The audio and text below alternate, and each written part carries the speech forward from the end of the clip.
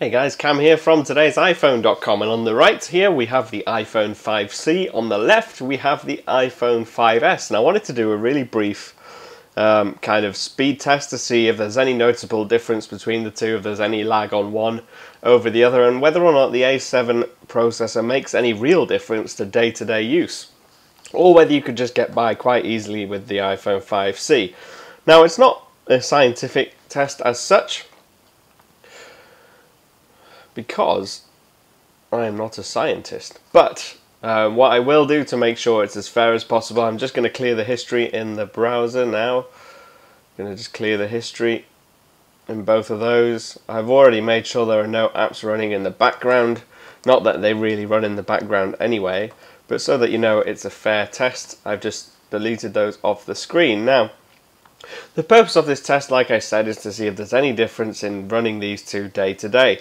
Whether you're going to be complaining about one being slow and the other one being too fast, or vice versa. So I'm just going to try and open up the same apps by pressing on the icons at exactly the same times to see if there's any noticeable difference. So let's go with one that we all know from use day to day, and we're going to go with Safari, and I'll see if I can get these at exactly the same time. You see they have opened up, but one of them has opened up in card view and the other one has opened up in normal bookmarks view. Now, like I said, I have deleted all the history, so if I go to Apple UK and try and load them both at the same time, now they're both connected to the same Wi-Fi network, so there shouldn't be any advantage really.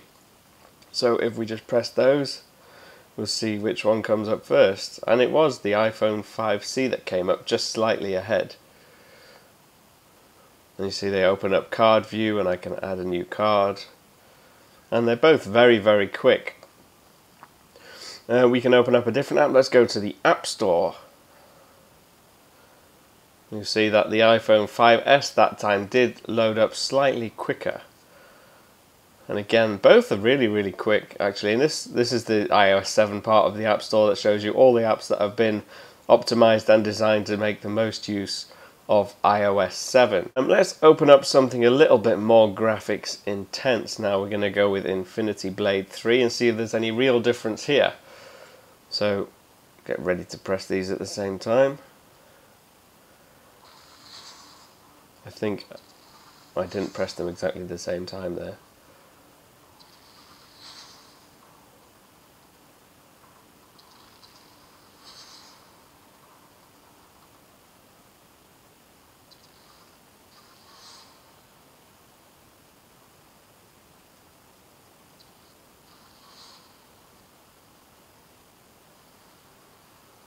You'll see the iPhone 5S loaded much quicker in terms of loading the actual game,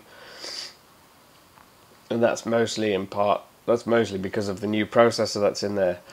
I wonder if there's any difference in Angry Birds Star Wars 2, or if they will do the same thing. Now this is where you will notice the difference. If you're quite into your gaming, games will obviously load much faster on the A7 chip versus that, but if the games aren't particularly graphics intense, then you might not notice any difference at all. Let's go to one more, Temple Run 2.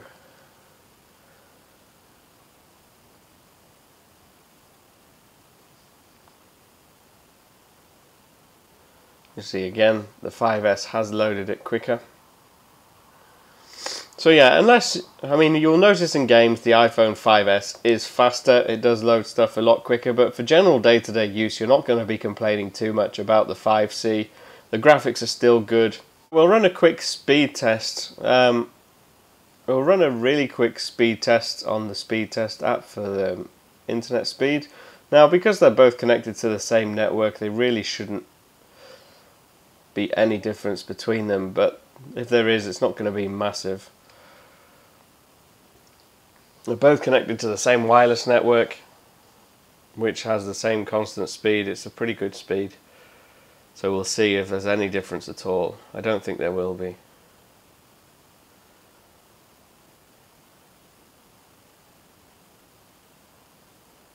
No, see, it's fairly even.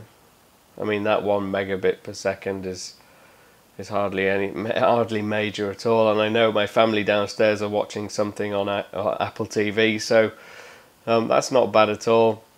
Fairly similar speeds on there, so really performance wise your iPhone 5C is very, very good.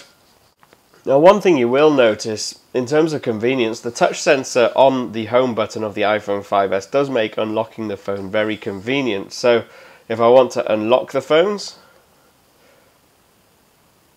you'll see that actually the speed it takes is roughly the same, but it does require more movement obviously on your iPhone 5C. But I have had times where the Touch ID sensor has been virtually, it's not recognized at that time, but it's been virtually flawless. So you'll notice that it's locked and then it just unlocks straight away without any further need for swiping. It's very convenient. It does make the experience a little bit nicer, but it's not a make or break feature at all. Both phones fantastic performance wise.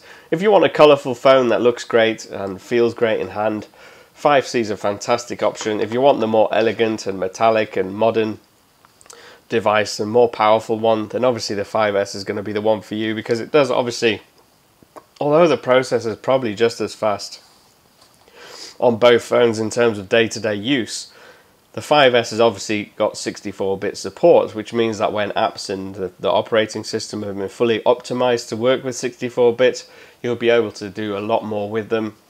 They'll be a lot faster and a lot smoother graphically. Hey, I've been Cam. I'm at TIP_Cam on Twitter. If you want to ask me any questions about these two phones, about which you should buy or what I think of them, please feel free.